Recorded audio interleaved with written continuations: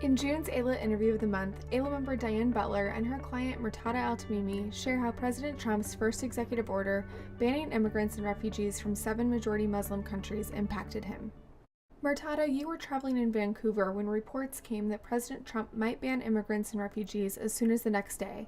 What was that like? I was in Vancouver for the evening. I was visiting my family, and it was the opening night for my little brother's play. He was in theater, and it was the first time he was doing a show. And a few hours before we were heading to the play with my family, I got a call from Diane. And it was unexpected for me to be hearing from her. We were working on a particular application together, and so I thought it was strange. I picked up the phone, and first thing she says is, "Where are you?" And I thought, it was strange. Why am I getting a call from my attorney asking where I was? And I said, "I'm in Vancouver." And she said, "Okay, come back right now. President Trump is expected to sign an executive order as early as tomorrow that would ban people from entering the country." And so I was completely shocked, and I wasn't expecting that. And we'd heard about changes coming in immigration during the campaign, but I wasn't expecting something to happen as early as the second business day for the administration. And I was there sitting thinking about, do I go back to the U.S.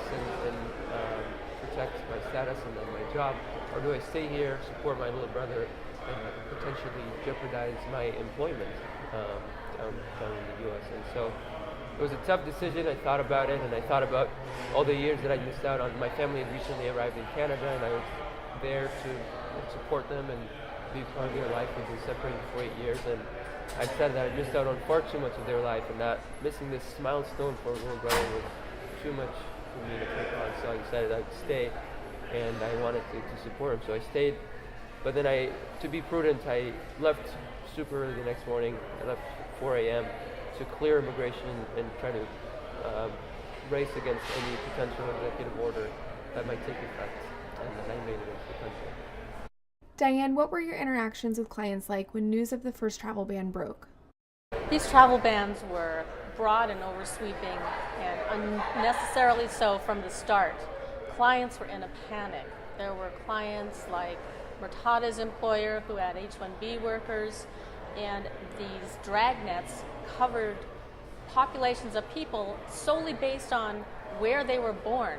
Clients were calling us asking whether they should advise employees to cancel travel both outside the United States and even within the United States, just to avoid the hassle factor. So we really had to scramble to put together the advice that our clients could disseminate to their employees and help them alleviate some of their concerns or minimize the risk of what might happen if they chose to travel. What do you both take away from this experience? So there's certainly a lot of uncertainty and anxiety, even as the executive order is suspended. The fact that it was issued by the government and it legitimizes this type of treatment to people from these countries, and border officers have a lot of discretion, they have a lot of power, and there's still anxiety about, is the border officer still going to exercise or enact certain parts of the order even though it's suspended? Are they going to treat me differently or possibly deny me entry because they felt like it and felt enabled by this executive order that is suspended, but it still came from the highest officials of the government? So there's that, and so there's that fear and there's that anxiety.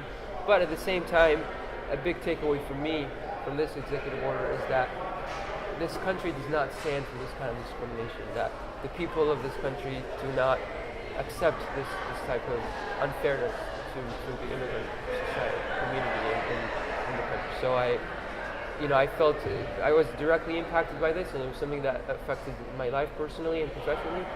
But then seeing the solidarity, seeing the support, people like Diane and people who I'd never met that came together and they stood and fought against this.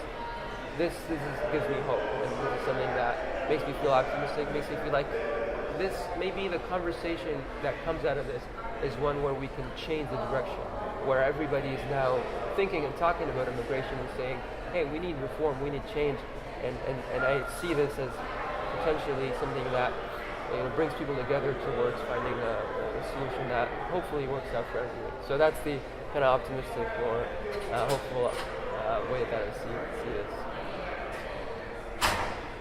What I take away from this is that it's really important to know the law to keep on top of the issues, but also to know your clients. Because I had been in touch with Murtadha beyond just preparing his H-1B and other documentation, I knew that he might be out of the country when this travel ban came down. And I think that AILA is an organization that really helps us keep apprised of what's going to be affecting our clients, to try and manage the unpredictability that comes with a person who has a valid document in their passport potentially being refused entry by Customs and Border Protection.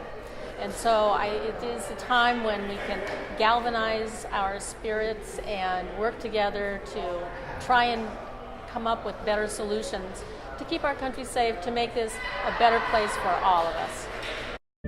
Thanks both for joining us.